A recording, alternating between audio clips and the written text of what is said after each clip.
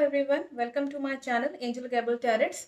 आई hope कि आप सब बहुत अच्छे होंगे और आपके लाइफ में सब कुछ अच्छा ही चल रहा होगा। बहुत सारे प्रश्न करते हैं आप लोग, थैंक यू सो मच। और बहुत सारे प्रश्नों का मैं उत्तर नहीं भी दे पाती हूँ क्योंकि मेरे पास समय इतना नहीं रहता है कि मैं हर चीज़ पे जवाब दे पाऊँ। और आप मेरी जो प्रिडिक्शंस हैं, कईयों ने मुझसे पूछा है can I believe in that. देखिए, आपको विश्वास बिल्कुल करना चाहिए, क्योंकि इसलिए करना चाहिए क्योंकि अभी तक जितने भी प्रिडिक्शंस निकले हैं वो सब सही निकले हैं।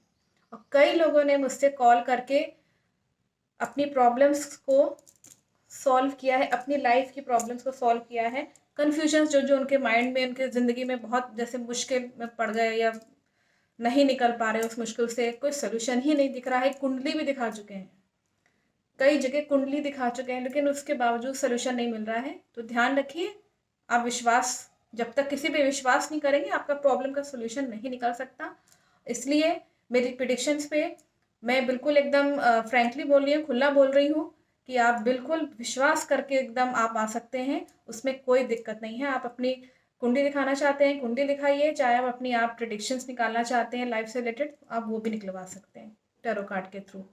स्पिरिट सेशन, जनरली मैं स्पिरिट सेशन करती हूँ, तो इसमें आपका प्रॉब्लम, जो भी लाइफ में प्रॉब्लम है, जो भी प्रश्न हैं, वो आप पूछ सकते हैं। अब मैं आती हूँ कर्म और लाइफ के सीरीज में, जो कि एक बहुत ही इंपॉर्टेंट टॉपिक है। सबको बहुत कन्फ्यूजन है कि मैम ये बताइए कि ये जो लाइफ में इतनी डिफ़िकल्टीज़ हैं वो क्यों हैं।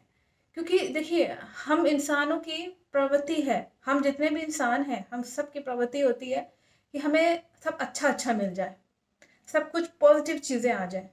ये एकदम से संभव नहीं है। अगर आपके साथ पॉजिटिव चीज़ें हो रही हैं तो नेगेटिव चीज़ें भी आएंगी। पॉजिटिव चीज़ों को मेंटेन करके रखिए। जो भी अच्छी चीज़ें हैं, अच्छी चीज़ें को जिनको आप एक्वायर कर रहे हैं, जो भी अच्छी आदतें हैं आपकी, जो भी क्वालिटीज़ हैं आपके में, उसको आप मेंटेन करके चलिए।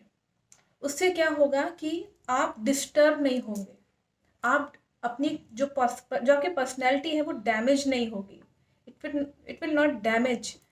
अगर आप अपनी पर्सनैलिटी को मेंटेन करके रखते हैं, पॉजिटिविटी एक तरीके की आपके पर्सनैलिटी में दिख रही है, तो उसको मेंटेन करके रखिए। ये एक बहुत अच्छी चीज़ है। लेकिन उसके पीछे बैकग्राउंड में, ठीक वैसे ही जैसे आप मूवीज़ देखते हैं, कोई मूवी बनती है तो कितना उसमें ग्लैमर डाला जाता है, कितना उसमें अच्छी चीज़ें डाली जाती हैं, लेकिन आपको क्या मालूम है उसके पीछे बैकग्राउंड में कितना स्ट्रगल है, कितना नेगेटिव चीज़ें भी हैं।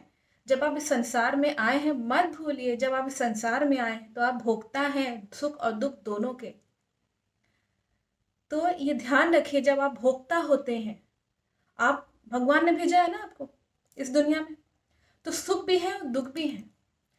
आपके सिचुएशन आपके कंट्रोल में कभी नहीं होगी।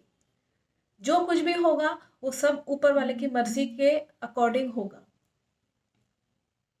आप ये सोच के चलिए, मान लीजिए मैं आपको एक उदाहरण देती हूँ, एग्जाम्पल देती हूँ।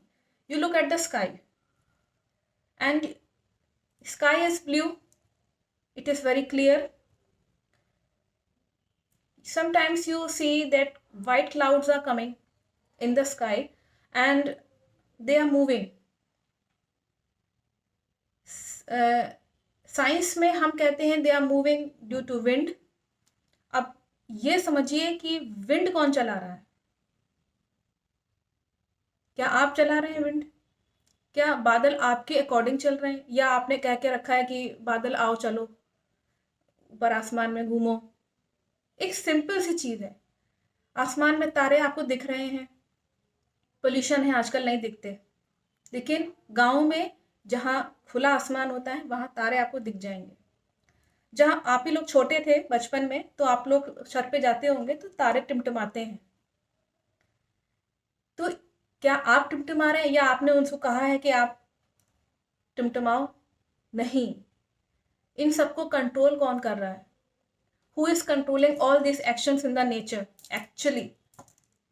क्या हम लोगों के हाथ में कुछ है, कुछ सिचुएशन ऐसी है जो हम हैंडल कर सकते हैं? क्या हमारे हाथ में है सब कुछ? नहीं। There is only and only one god. God है।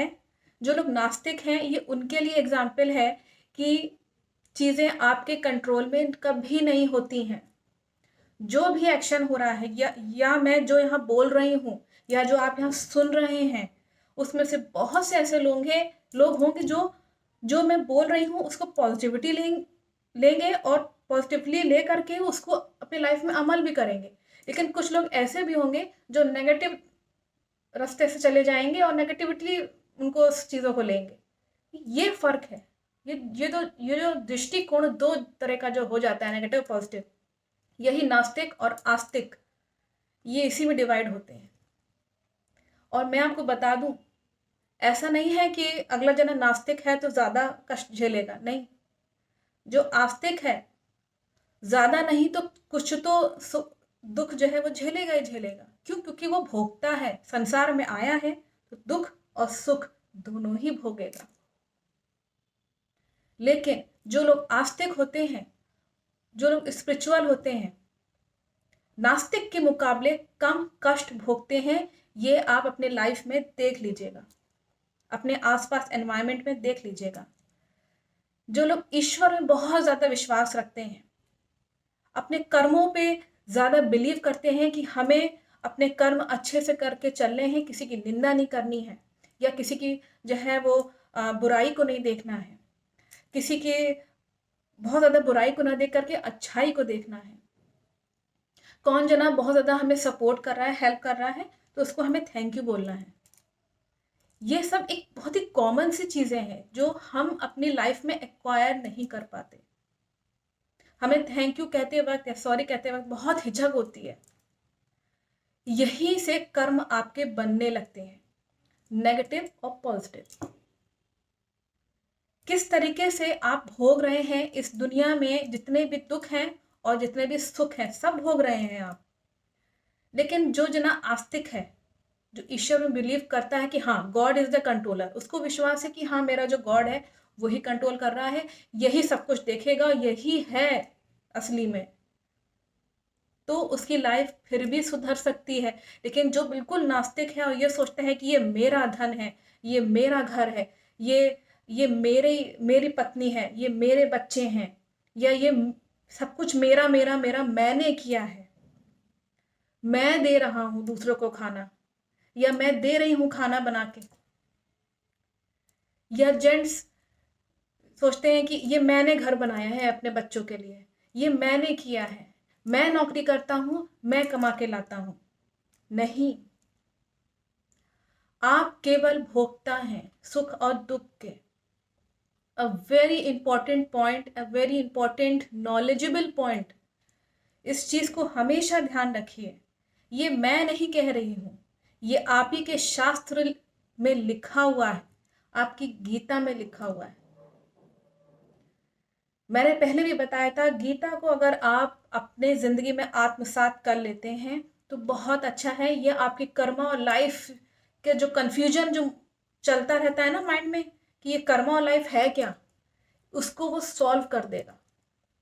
बहुत से रिच पर्सन हैं जो इतना अमीर है, सब कुछ है, उसके बावजूद टेंशन है। लड़के की शादी नहीं हो रही है, लड़की की शादी नहीं हो रही है, पैसा है, सब कुछ है, लड़की की शादी हो भी गई तो ससुराल वाले परेशान किए पड़े, जबकि इतना पैसा दे दिया उसके बावजूद भी उनके परेशानी है। लड़का इंजीनियर बन गया है, आईएएस पीसीएस बन गया है, उसके बावजूद कुछ समय के लिए तो सुख है क्योंकि वो क्षणिक है। क्षणिक मीन्स कुछ समय के लिए है। लेकिन क्या वो ये बात जानता है कि वो क्षणिक है? नहीं जानता, अज्ञानता के कारण। उसको पता ही नहीं है कि ये जो सुख आ रहा है ये केवल क्षणिक है। जब दुख आएगा तो हम क्या करेंगे बताइए?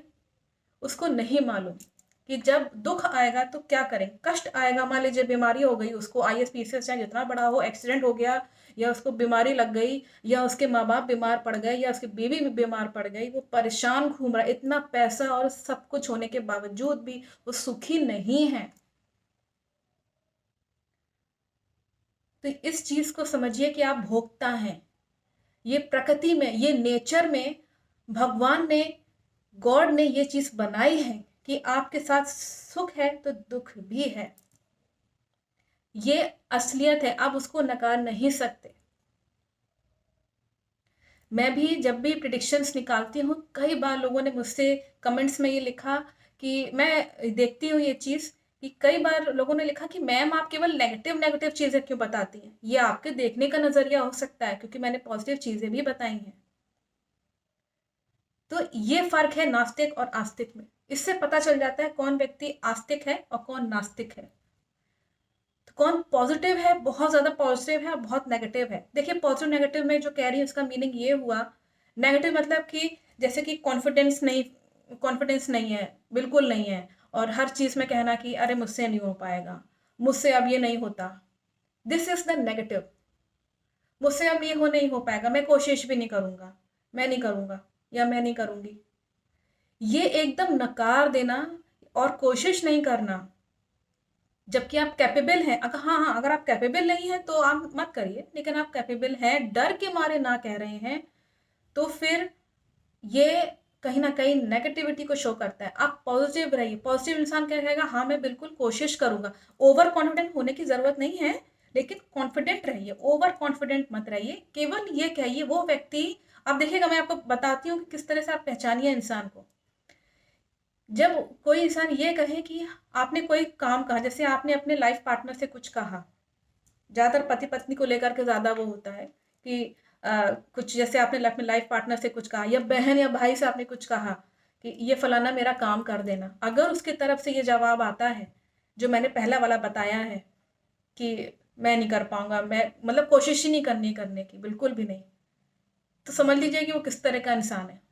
वो नेगेटिव है, एकदम नेगेटिव सोचता है, कॉन्फिडेंट नहीं है वो इंसान जो ये कहे कि पॉजिटिव कौन है। अब देखिए, यही देखिए, पहचानिए उस इंसान को जो ये कहे कि मैं कोशिश करूंगा करने की, आप ये काम मुझ पर छोड़ दीजिए, मैं कोशिश करूंगा, मुझसे जितना हो सकेगा मैं करके आपको दिखाऊंगी या दिखाऊंगा।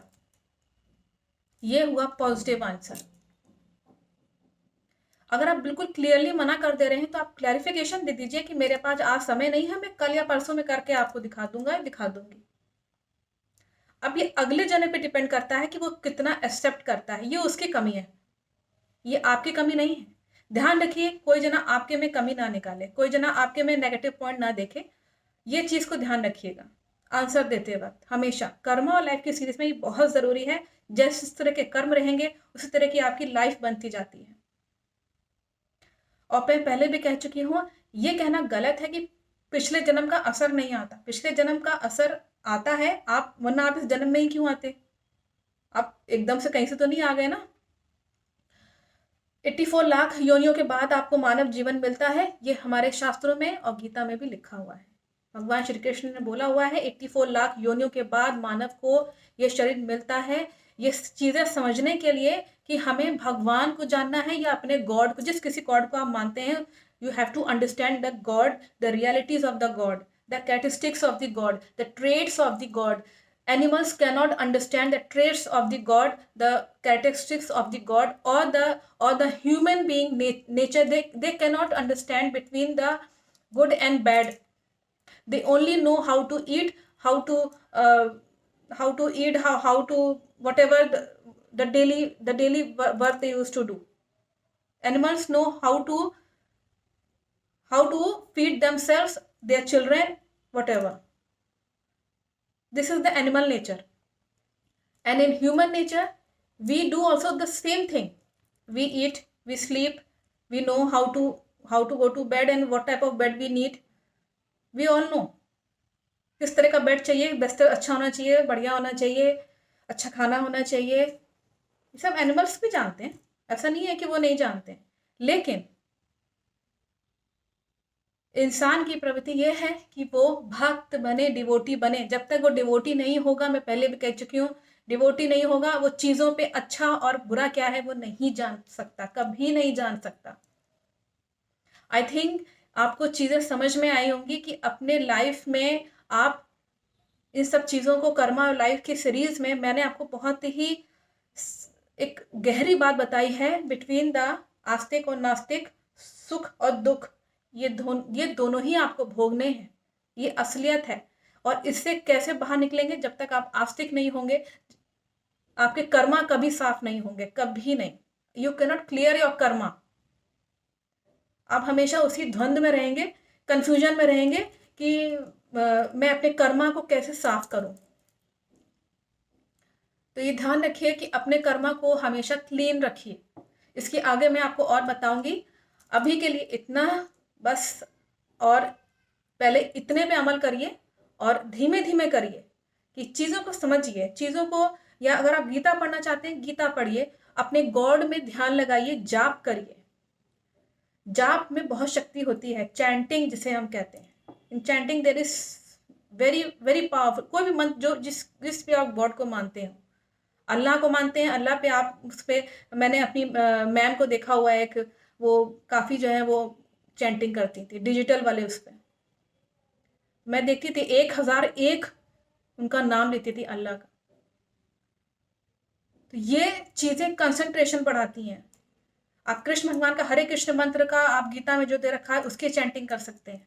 वेरी पावरफुल मंत्र ऑफ ऑल। आप दुर्गा जी करते हैं, आप दुर्गा जी की करिए, कोई दिक्कत नहीं। हनुमान जी करते हैं, हनुमान जी का आप मानिए। शंकर जी को ओम नमः शिवाय, कितने सारे मंत्र हैं, किसी भी मंत्र को लेकर के आप जाप करिए, आपका कंसंट्रेशन बढ़ेगा।